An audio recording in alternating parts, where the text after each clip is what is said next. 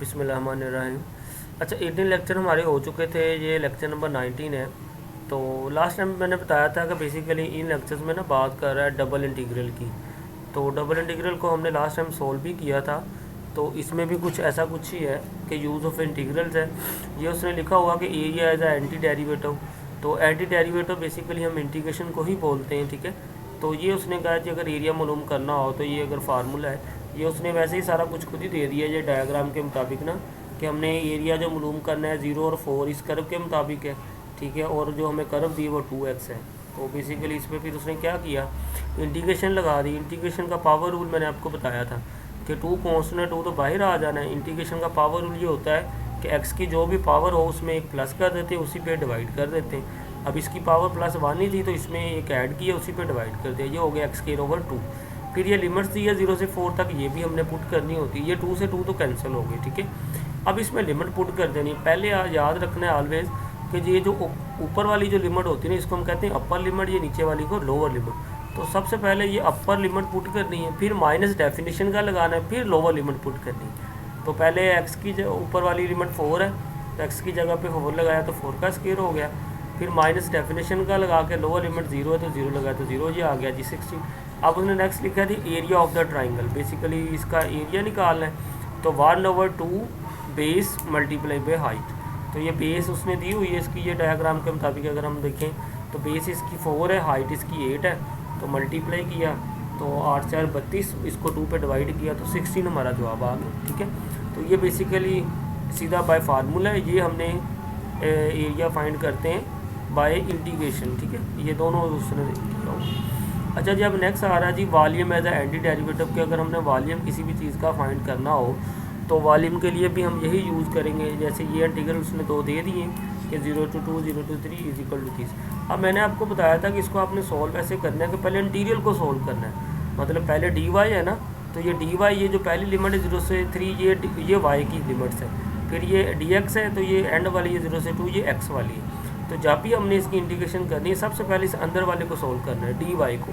तो देखिए जब हमने dy y के रिस्पेक्ट इसकी इंटीग्रेशन करनी है तो 5 कांस्टेंट है, बाहर चले जाना है। तो dy की इंटीग्रेशन आपको पता है, तो वो सिर्फ y रह जाएगी, क्योंकि इंटीग्रेशन dy लिखेंगे तो d और इंटीग्रल कट जाते हैं तो y बच जाता है। तो ये y आ गया, इसमें लिमिट पुट कर दी, पहले अपर लिमिट माइनस लोअर लिमिट, तो ये 15 dx आ गया। अब जो हमने करना है x है, तो हमने x के रिस्पेक्ट इसकी इंटीग्रेशन करके ये आ जाएगा, ठीक है। ये उसने फिर वॉल्यूम उसने लिख दिया हुआ है कि जी वॉल्यूम वैसे भी कैसे निकालते हैं कि लेंथ मल्टीप्लाई बाय हाइट, और ये 3 डायरेक्शन होती है इसकी, तीनों एक्सिस को मल्टीप्लाई कर लेते हैं। तो ये 30 आ गया, ये हमने मालूम किया है इंटीग्रेशन के तरीके से, ठीक है। अच्छा, अब नेक्स्ट ये थ्योरम है, ये इनकी स्टेटमेंट है, याद रख लेनी है, ठीक है। कि जी अगर इस किस्म का हो तो हम इसको ऐसे लिख सकते हैं कि डबल इंटीग्रल सी है, इधर कोई ना कोई फंक्शन है dx dy हो, तो ये थ्योरम ये कहता है कि जो भी ये कांस्टेंट होगा ना, इधर सी मतलब 1 2 3 है, तो इस सी को हमने बाहर निकाल लेना होता है, बाकी फिर हमने इसकी इंटीग्रेशन कर लेनी। ये वाले थ्योरम उसमें सिंपल यही है कि अगर 2 फंक्शन है, अगर ऐसे डबल इंटीग्रल ले रहे हम लोग, तो क्या करना है, दोनों की इंटीग्रल अलग अलग हो जाएगा। देखें ये पहले अलग अलग कर दिया कि हम दोनों को अलग अलग सोल्व करके इनको प्लस कर देंगे, वो हमारा फाइनली आंसर आ जाएगा। इसी तरीके से ये थ्योरम नंबर 3 में भी यही काम किया हुआ है कि ये माइनस अगर हो, 2 फंक्शन हो, तो हमने इसके डबल इंटीग्रल लेना हो तो दोनों फंक्शन पे डबल इंटीग्रल अलग अलग ऐसे अप्लाई कर देंगे और इसकी इंटीग्रेशन कर लेंगे। अच्छा जी, अब ये वाली एग्जांपल है, ये देखें ज़रा। उसने कहा हुआ है कि जी यूज़ डबल इंटीग्रल, कहता है डबल इंटीग्रल यूज़ करना है, find the volume under the surface. तो ये आपको सरफेस दे दी है, मतलब ये कर्व दे दी है, और ये आपको साथ उसने वैल्यूज़ भी दे दी है। तो ये याद रखना है, देखें ज़रा, x की वैल्यू उसने दे दी है 1 और 3 है, y की वैल्यू उसने दे दी है 0 और 2 है। तो वॉल्यूम के ये आपने ऐसे लिख देना, इधर आपने हमेशा कर्व लिखनी होती है। अब ये मैंने बताया था कि ये dx dy ये आपकी मर्जी है। हमने पिछले लेक्चर ना, लेक्चर नंबर 18 में भी हमने इसको ना प्रूव किया था कि चाहे dx पहले हो या dy बाद में हो, या dy पहले हो या dx बाद में हो, तो फिर इनकी लिमिट्स भी उसी हिसाब से रेंज कर दें तो जवाब इनके क्या आते हैं, सेम आते हैं। लेकिन ख्याल रखना है, अब ज़रा देखें, जैसे पहले मैंने dx लिखा है ना, तो इधर आपने ये जो पहली लिमिट ये वाली, ये x की, इधर x की ही वैल्यू आनी चाहिए, क्योंकि ये वाली चीज़ इससे dx से ये वाली सोल्व होती है। तो x की लिमिट थी 1 और 3, तो इसलिए हमने क्या किया, देखिए इधर मैंने 1 से 3 लिखा, ये एंड पे फिर dy, तो y की लिमिट है 0 2, तो ये इसलिए मैंने ये बाहर वाले इंटीग्रल की लिमिट लिख दी 0 to टू।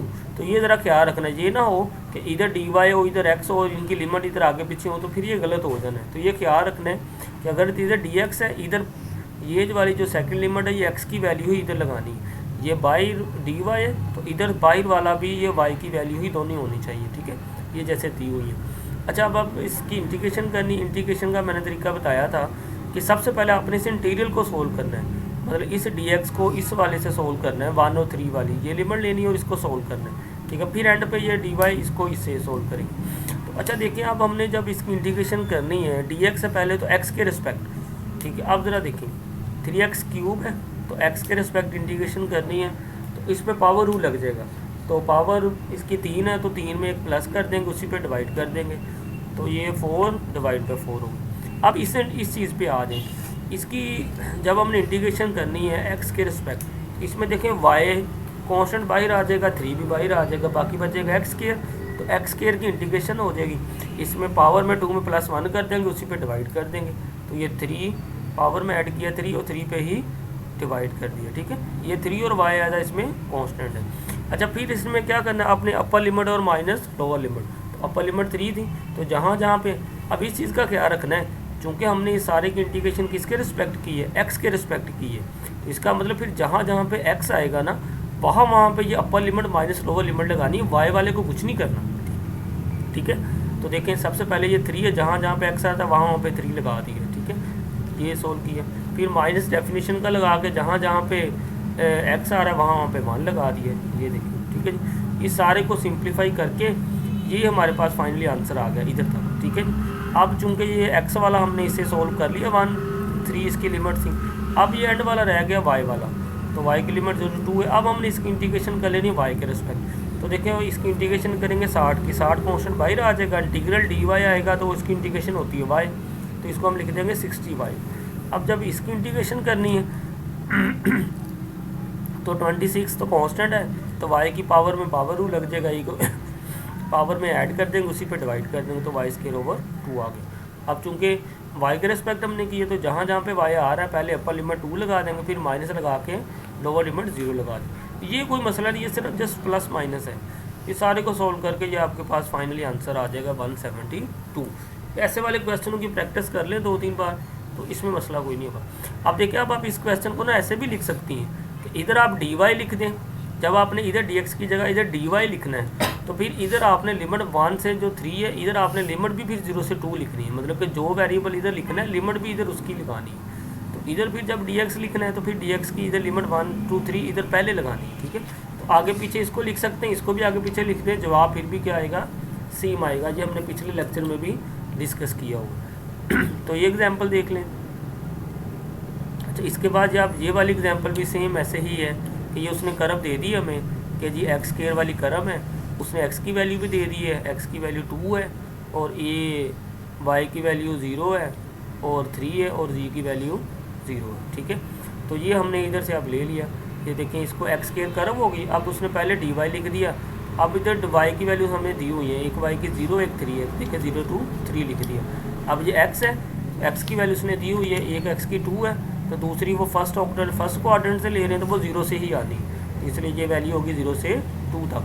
तो अब इसकी इंटीग्रेशन तो देखें, पहले डी वाई है तो पहले हमने इसकी इंटीग्रेशन करनी है वाई के रिस्पेक्ट। एक्स स्क्वायर तो कांस्टेंट है, बाहर आ जाना है, तो जब इंटीग्रल डी वाई लिखना है तो इसकी इंटीग्रेशन वाई हो जाएगी, वाई आ गया। देखें पहले अपर लिमिट पुट कर दी, माइनस जिसके रिस्पेक्ट करनी है ना पहले उसी वेरिएबल में पुट करना है। तो पहले वाई के रिस्पेक्ट की है तो वाई में ही upper limit minus lower limit, x वाले को कुछ नहीं करना। तो ये सोल्व करके ये चीज़ बन गई हमारे पास। अब हमने इसकी इंटीग्रेशन कर देनी एक्स के रिस्पेक्ट, तो वो ये करके हमारे पास ये जवाब आ गया, ठीक है। अब ये रिजल्ट है, ये रिजल्ट याद रख लें, एमसीक्यूज के लिए आ सकते हैं। वो कह ये रहा है कि अगर जो है हम किसी भी फंक्शन का डबल इंटीग्रल लें, अगर वो ग्रेटर देन इक्वल टू 0 है, इसका मतलब वो जो फंक्शन है वो भी ग्रेटर देन इक्वल टू 0 होगा। ये जस्ट एमसीक्यूज के लिए। फिर दूसरा उसने रिजल्ट लिखा कि अगर हम दो फंक्शन लेते हैं ऐसे, एक फंक्शन है ये ग्रेटर देन इक्वल टू होगा सी कांस्टेंट और जी वाले के, तो देन फिर ये दोनों फंक्शन एफ वाला ग्रेटर देन होगा जी से। तो इसको भी आपने ये जस्ट एमसीक्यूज के तौर पे ना ये रिजल्ट है ये याद रख लें। फिर नेक्स्ट उसने कहा हुआ है कि अगर हमारे पास एक रीजन आर है उसको हम डिवाइड कर देते हैं R1 और R2 के अंदर, तो कहता है कि जी फिर हमारे पास उसका वॉल्यूम फाइंड करना हो तो हम उसको ऐसे करेंगे कि दोनों को अलग अलग निकाल के प्लस कर देंगे। ये जो R1 है ना, ये बेसिकली रीजन होता है, R शो करता है रीजन को, इधर DA शो होता है एरिया। तो DA की जगह हम बेसिकली एरिया वो x और y होता है, तो हम DA की जगह इधर dx और dy लिख लेते हैं। रीजन R1 होता है, x और y की जो वैल्यू दी होती है हम वो इंटीग्रल लिख लेते हैं, इसलिए इसको ना ऐसे जनरल लिखते हैं, ठीक है। तो ये बेसिकली पूरा रीजन R है, इसको दो हिस्सों में इसने डिवाइड कर दिया, R1 और R2 के अंदर, ठीक है जी। फिर ये फार्मूला याद रख लेना है, ये भी MCQs में आ सकता है कि volume of the solid can be approach this, ठीक है जी। तो A ऑफ y dy, ठीक है जी। अच्छा, अब नेक्स्ट आ गया जी how to cross section area. तो ये एरिया निकालने का फार्मूला भी याद रख लेना, आपको एक फंक्शन दिया होगा और साथ इंटरवल भी दिया होगा, आपने जैसे वो इंटरवल की वैल्यू लेनी है और फंक्शन लिख के इसकी इंटीग्रेशन कर लेनी, वो आपका एरिया आ जाएगा। तो ये भी आपने MCQs के तौर पे ना इसको याद रख लेना है, ठीक है। ये जो सारे फार्मूले हैं, ये भी वॉल्यूम का फार्मूला है, ये जैसा आपने MCQs के लिए ही याद रखना है, ठीक है। ये भी वॉल्यूम के फार्मूले डबल इंटीग्रल के अंदर है। तो ये भी उसने कहा हुआ है कि डबल इंटीग्रल अगर नॉन एक्टिव रीजन हो, तो अगर नॉन एक्टिव हो तो उसकी टाइप्स है, टाइप 1 ये वाली है कि अगर हमारे पास एक इंटीग्रल A to B है, दूसरा हमने फंक्शन ले लेना है कि G1 to G equal to this. तो ये सिर्फ आपने याद रख लेनी है, ठीक है, कि अगर R1 टाइप 1 रीजन हो तो वो किस किस्म का होगा कि पहली इंटीग्रल लिमिट होगी सिंपल, मतलब A1 to 2, दूसरे में हमने फंक्शन होगा G वाला लेना है कि फंक्शन 1 to 2 जो भी होगा। तो ये टाइप 1 है। इसकी जब एग्जांपल आएंगे ना फिर आपको ज़्यादा समझ आ जाएगी। ये नेक्स्ट टाइप 2 है। टाइप 2 के अंदर क्या होगा, उसमें भी यही है कि जी इधर कोई ना कोई वैल्यू होगी, इधर फंक्शन को हम लोग लेंगे ऐसे, ठीक है। ये इन दोनों को पढ़ लेना, ये जस्ट आपके MCQs के लिए ही है, ठीक है जी। तो नेक्स्ट हम ये डिस्कस करेंगे फिर नेक्स्ट वाले लेक्चर। ओके जी।